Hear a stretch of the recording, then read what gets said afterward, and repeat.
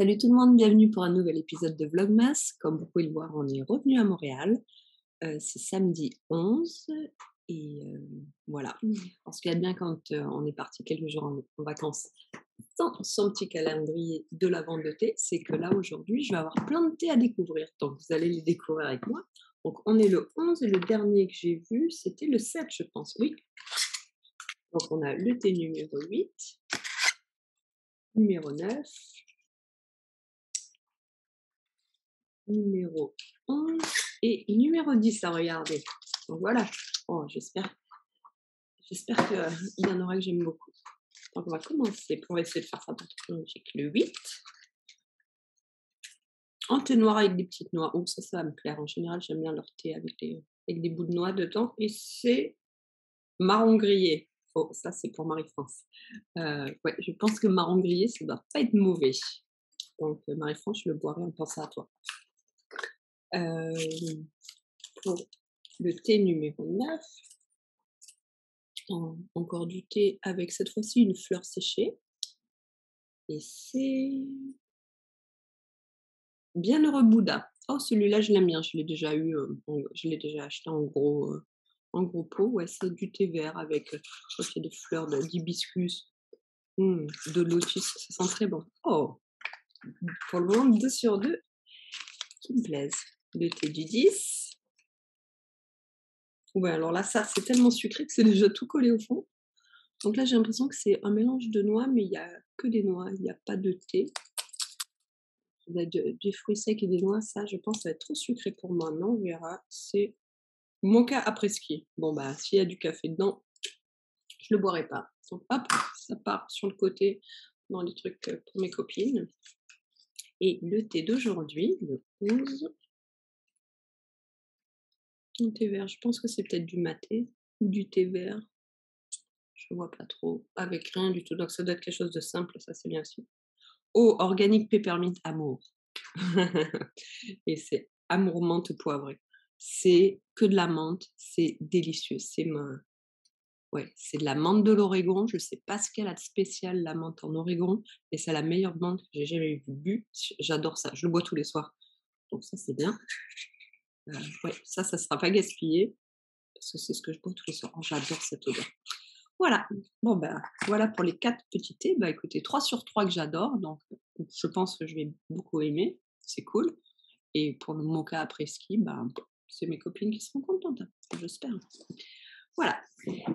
Et maintenant, voyons le petit calendrier de laine pour le 11, parce que bon, ceux-là, je les avais mis avec moi au chalet, donc j'ai rien à rattraper. Donc 11, 2 pelotes, comme normal, une bleu ciel et une bleu moyen violet. Très beau. Et je vais un petit peu vous montrer ce que j'ai, l'avancée que j'ai dans mes chaussettes. Donc voilà pour une. Voilà pour l'autre. Si vous êtes observatrice, vous pourrez peut-être remarquer qu'en fait, elles ont changé d'aiguille. C'était celle-ci qui était sur les petites aiguilles et celle-là qui était sur les grandes. Et de chaque côté, nous avons un talon. Oui, donc hier, après avoir, non, avant même d'avoir fait la petite bande d'hier, je me suis rendu compte que c'était le moment de faire les talons. Donc, je les ai fait dans la voiture en rentrant du chalet et j'ai ensuite commencé la jambe avec la petite bande d'hier. Et c'est pour ça, en fait, je peux pas faire les talons sur les petites circulaires, il me faut des grandes. Donc il a fallu, et j'avais bien sûr pas de grandes libre avec moi dans la voiture comme ça. Donc il a fallu que je transfère les aiguilles et tout. Ça a été un petit peu la galère, mais bon, ça va. Et donc voilà. Donc on est officiellement plus à la moitié de la chaussette. Mais donc c'est bien, je pense, et on n'est pas à la moitié du calendrier de l'avant. Donc c'est bien, elle va être un petit peu plus longue que parce que d'habitude mes chaussettes, pour savoir la taille, je les plie au niveau du talon et je les fais aussi longues que ce que mon pied est long.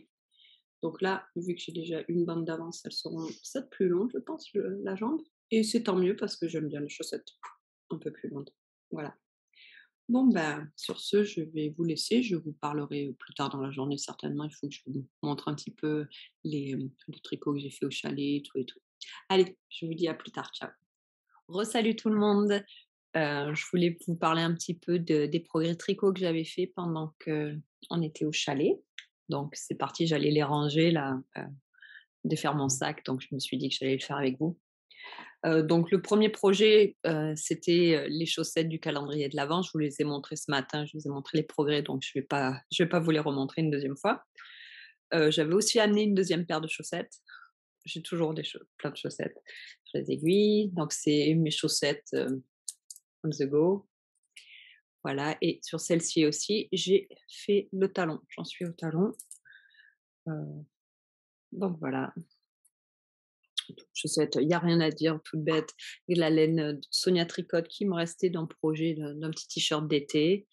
Et sur la jambe, je vais, pouvoir faire, ça va être pas mal gris, je vais pouvoir faire certainement, une répétition de ces couleurs ou peut-être un peu plus grand. Je sais pas exactement, j'ai 2 boules, de laine comme ça et je sais pas exactement ce que j'ai à l'intérieur. Mais, voilà, donc je pense que je vais faire, je sais pas moi, 1 ou 2 centimètres en gris. Je vais changer, pour la laine à rayures et après une fois que j'ai fini, je finirai les chaussettes en gris.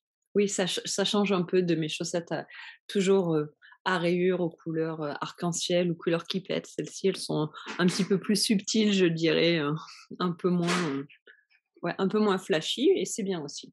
Donc voilà. Mais le projet sur lequel j'ai plus travaillé, c'est celui-ci.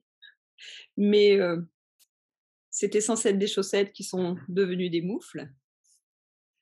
Donc voilà, je les ai finis, enfin non, pas finis, mais j'ai fini le corps, oups, des 2 gants, des 2 moufles et franchement, c'était une super bonne idée, hein. Pour répondre à Fanny, non, je n'avais pas, la motivation de réparer mes chaussettes rouges à chaque fois que j'allais les mettre, donc j'ai vraiment bien fait de les tourner, de les transformer en mitaines, même si oui, il va falloir que je les répare. Je pense que je les réparerai quand même bien moins souvent.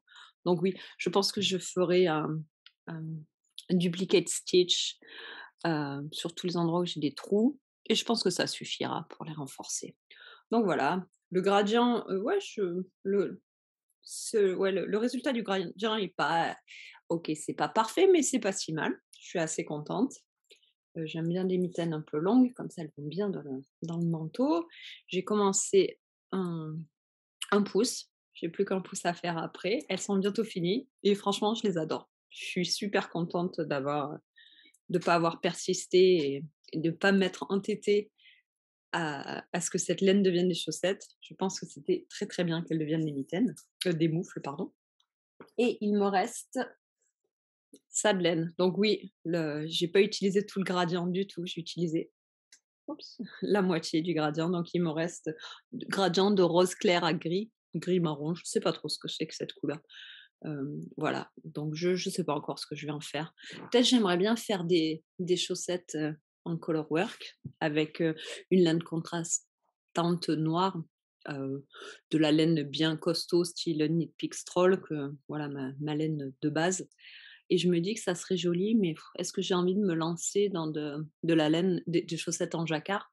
Je sais pas, c'est quand même beaucoup de boulot. Ouais, je rigole parce que je sais ce que je vais dire, enfin, ouais, c'est quand même beaucoup de boulot pour, je dirais pas «grand-chose» entre guillemets parce que des chaussettes, est-ce qu'on a besoin de chaussettes en jacquard? Des chaussettes, toutes bêtes, c'est déjà très bien. Mais voilà, ça c'est, encore, une question pour Chantal. Qu'est-ce que je tricoterai jamais par flemme ou par conviction? Bah, je pense que je ne tricoterai jamais de chaussettes en jacquard parce que c'est trop de boulot. Mais, donc peut-être que ça va devenir des chaussettes en jacquard. Maintenant que je me suis mis ça dans la tête, c'est vrai que j'en ai jamais fait, qu'il faut jamais dire jamais. On va voir. Donc je sais p pour le moment, je sais pas ce que ça va devenir, mais, on verra plus tard. Mais peut-être que vous allez les revoir bientôt dans le podcast, ouais, chaussettes en jacquard, je pense que ça irait bien. Avec un des patrons de Rose Hiver. Je sais pas si vous connaissez Rose Hiver, c'est une québécoise qui fait des patrons à chaussettes, et des patrons de moufles aussi, magnifiques sur Ravelry. Oui. Oh non, non, c'est trop de boulot de faire des chaussettes en jacquard, j'ai autre chose à faire. Jacquard, je dois déjà finir mon pull. Bon, on verra. Mais en tout cas, oui, je suis bien contente de l'avancée de mes mitaines. En parlant de jacquard, donc j'ai amené mon pull. Je ne l'ai pas sorti du sac. Il n'a pas du tout avancé. Mais j'aimerais bien que ça avance plus vite. J'aimerais bien pouvoir mettre ce pull bientôt. Donc, à partir de ce soir, il faut que je continue à travailler dessus. Ouf, et une aiguille dans l'œil. Oui. C'est vraiment dangereux, hein, ce métier de podcasteuse. Hein. Il va falloir que je mette mes lunettes de labo. Et n'importe quoi. Et puis, j'ai un petit peu spiné aussi. Parce que bien sûr, j'avais amené la Nano Wheel. Toujours la même fibre. J'ai fini une bobine. Alors là, elle est attachée avec un fil élastique parce qu'elle s'est défaite. Je pense qu'elle est cassée. Vous pouvez voir là, déjà, ça fait c'est un petit peu la catastrophe parce qu'il y a cette partie-ci qui s'est défaite et donc toute la bobine est tombée. Pas tout, mais toute la laine a commencé à déborder. J'ai essayé de remettre ça comme je veux. Oh, il y a ma mère qui me téléphone. Je vous reprendrai après. À plus tard. Donc oui, j'étais en train de vous parler de cette bobine. Je ne sais plus où j'en étais, mais voilà. Donc j'ai spiné tout ça et tout ça. Et la bonne nouvelle, c'est qu'il me reste presque plus de fibres. Je vous montre. J'ai presque fini ce projet. Il me reste ça. Franchement, c'est 5 minutes de... Pas 5, mais... Ouais, c'est tout. Hein. Oh là là. Il me reste ça. J'en ai pour moins de 5 minutes de travail et j'aurai fini tous les singles et après, j'ai plus qu'à les mettre ensemble. Donc, j'ai bon espoir que ce soit fait d'ici la fin du week-end. Donc, je suis contente. Donc, voilà, ça, c'est tout pour les projets fibreux que j'ai amenés avec moi au chalet. Donc, j'ai rien de plus à vous raconter pour le moment. Je voulais vous parler d'un autre projet. Cette fois-ci, ce n'est pas un projet filage ou un projet tricot ou crochet. C'est un projet rapiessage. Donc, je ne sais pas si vous vous rappelez de ce pull. Je vous l'avais montré il y a longtemps. Je pense que c'était en Vlogmas l'année dernière et je ne l'ai toujours pas fini. Donc, c'est un vieux pull de Seb. Je crois qu'il a acheté dans les années 90 ou 2000. On ne se connaissait même pas. C'était il y a bien longtemps. Et il est plein de trous parce qu'il a mis énormément. Et j'ai commencé à le rapiécer. Je pense que ce pull va être pour moi maintenant. Enfin, j'espère, on verra. Donc, pour les petits trous sur le corps, j'ai fait des rapiessages en rond, comme ça. J'aime bien le résultat. C'est un peu dense. Maintenant, j'aurais peut-être dû faire autre chose, quelque chose de moins dense, mais ça va. Il y en a quelques-uns, il y en a un peu partout. J'ai complètement refait une manche qui était foutue complètement. La deuxième, j'y travaillais. Ça fait depuis l'hiver dernier, j'ai pas travaillé sur ce projet. Donc ouais, vous pouvez voir là, c'est complètement foutu. Donc ouais, là, j'ai rapiécé les manches, pareil, en rond pour que ça rappelle les petits trous sur le devant. Qu'est-ce que j'ai fait d'autre? Tout. Là, j'ai fait un patch.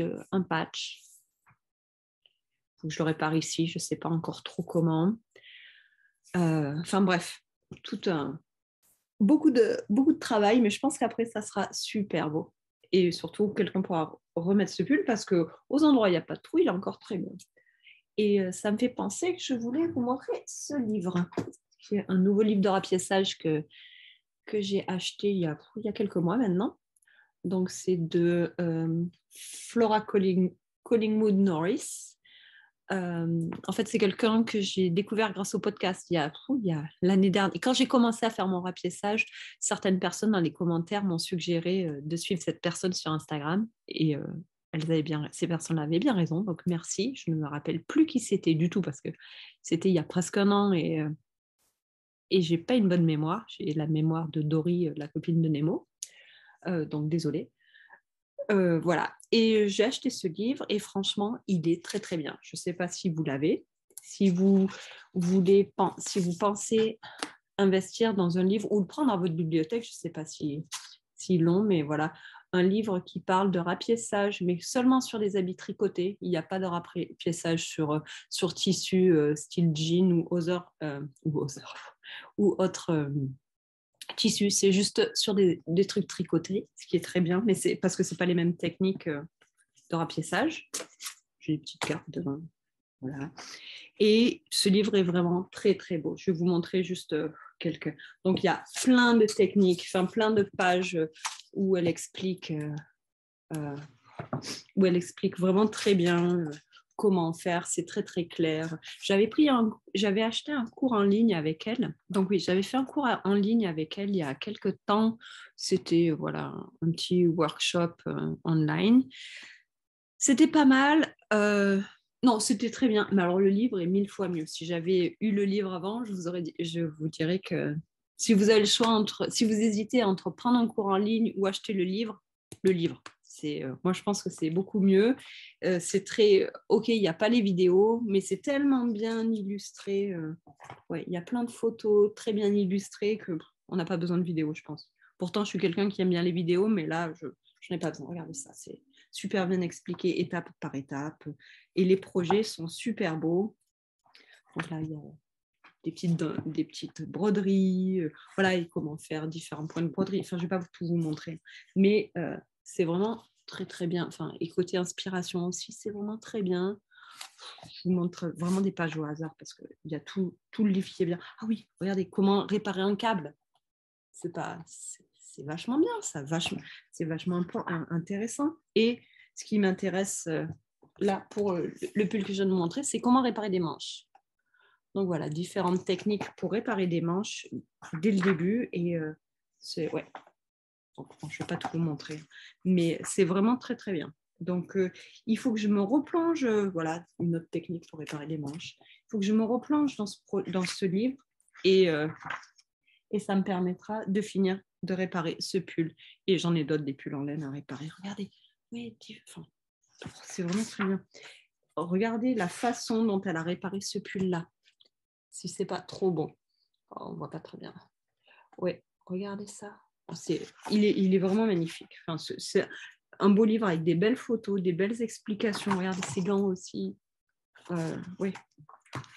Le pull en câble que je vous montrais tout à l'heure, regardez, une fois fini. Bon, j'arrête de vous le montrer. Vous avez compris que j'aimais bien ce livre. Donc, si vous voulez un livre de rapiessage, d'habits tricotés, je pense, j'en connais pas beaucoup d'autres, mais celui-là, je le recommande, il est très bien. Donc, elle est en Angleterre. Pour l'acheter, il faut le faire, c'est un British Pound et il faut le faire venir, mais ça va, je pense que les prix sont abordables pour la quantité d'informations qu'il y a dans ce livre. C'est une vraie mine.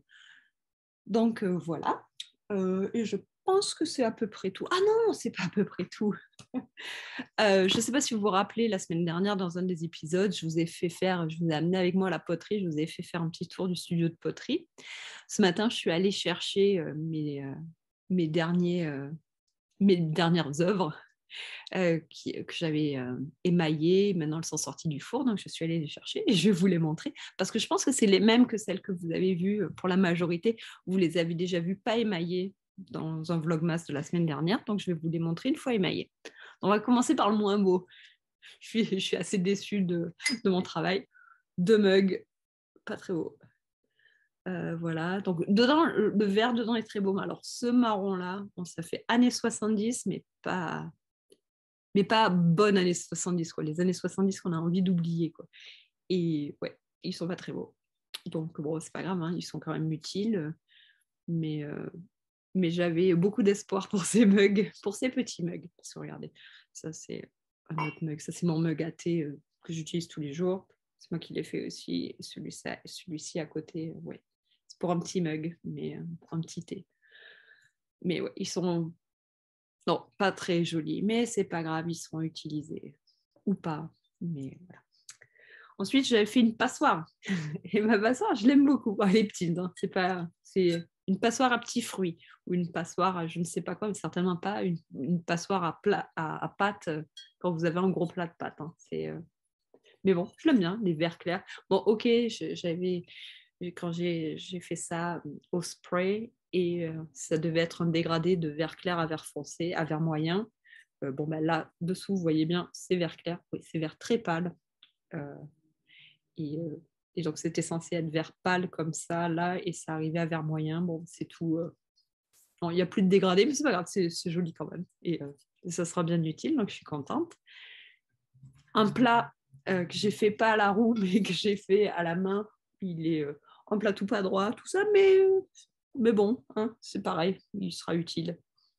ou pas. Non, mais oui, il sera utile. Et c'est bien parce que les trucs que je fais moi à la poterie, je peux les mettre au four. C'est comme si je l'avais acheté, quoi. C'est comme si je l'avais acheté, mais moins symétrique et moins droit. Donc voilà. Et là, bah oui, le bleu. Alors, on a toujours des surprises après quand on les sort du four, les choses, parce que l'émail réagit un peu comme il veut. Donc là, j'ai déjà utilisé cet émail sur des assiettes et on avait les petites speckles de bleu là que vous voyez.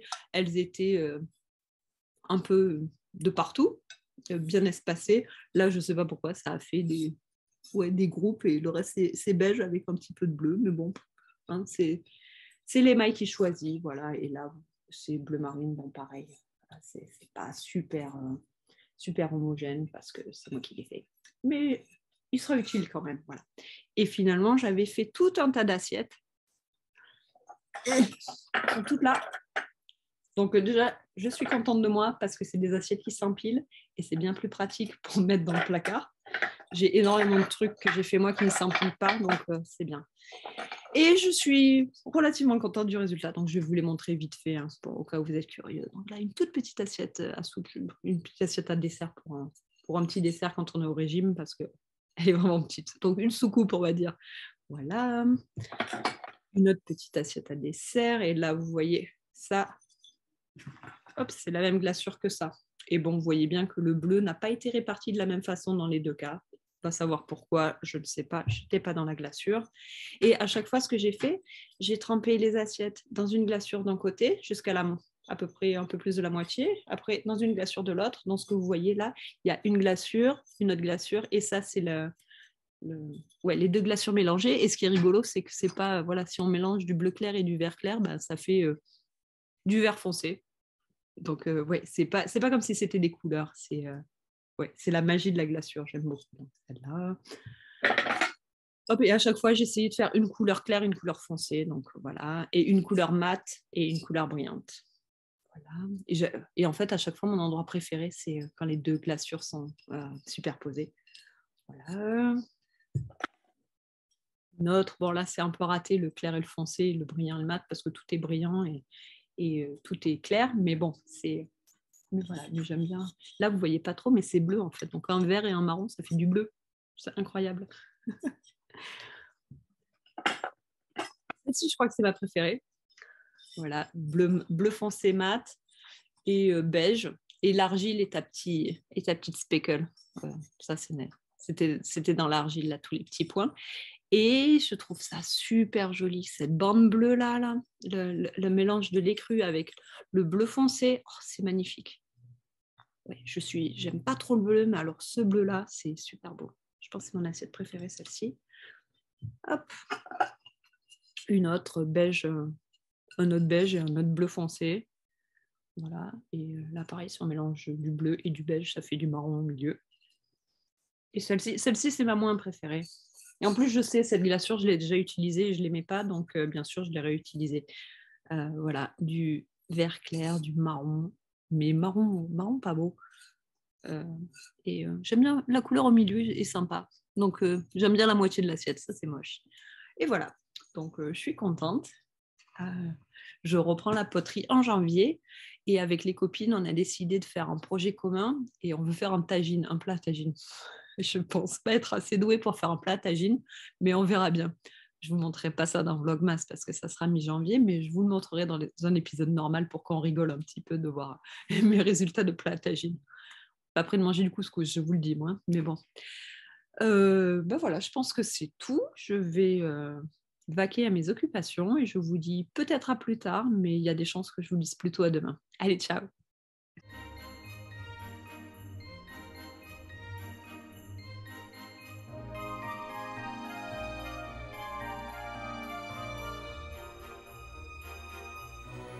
J'ai du chocolat sur le menton.